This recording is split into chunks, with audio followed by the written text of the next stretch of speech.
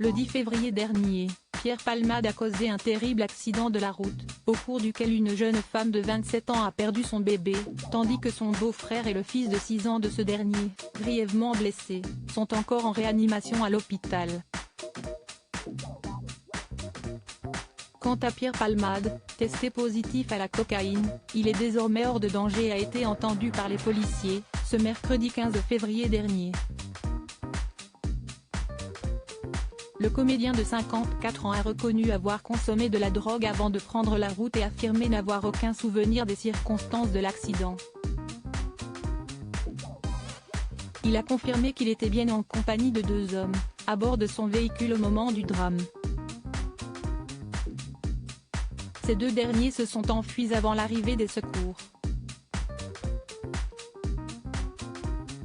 Pierre Palmade Dr Pierre Palmade mis en examen pour homicide et blessure involontaire au terme de sa garde à vue qui a duré 48 heures.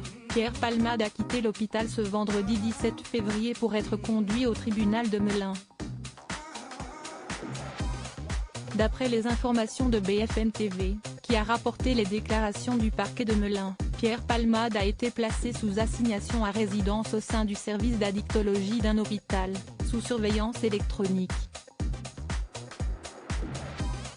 C'est alors qu'il se rendait dans un supermarché non loin de chez lui que la voiture de Pierre Palmade a violemment percuté celle des victimes, qui arrivaient en sens inverse. Après le choc, des témoins ont signalé avoir vu 2 individus s'extirper du véhicule de l'humoriste, avant de filer à l'anglaise. Rapidement interpellés, ils ont été placés en garde à vue et sommés de s'expliquer face aux enquêteurs. Les 2 fuyards livrent leur témoignage selon les informations du Parisien. Les 2 hommes, âgés de 33 et 34 ans, seraient 2 anciens escort boys, qui fréquentaient l'humoriste depuis plusieurs mois. Ce dernier les hébergeait régulièrement à son domicile. Lors de leur interrogatoire, l'un des 2 prévenus a admis qu'il était sous l'emprise de la cocaïne.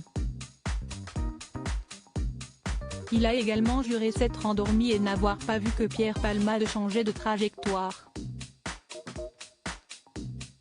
C'est, d'après ses déclarations, à l'initiative de son camarade, qu'ils ont préféré prendre la fuite et sont précipitamment retournés chez leur hôte pour récupérer leurs affaires. Ce qui expliquerait pourquoi la perquisition de la propriété de Pierre Palmade s'est révélée infructueuse. En attendant de faire la lumière sur toute cette affaire, les 2 hommes risquent des poursuites pour non-assistance à personne en danger.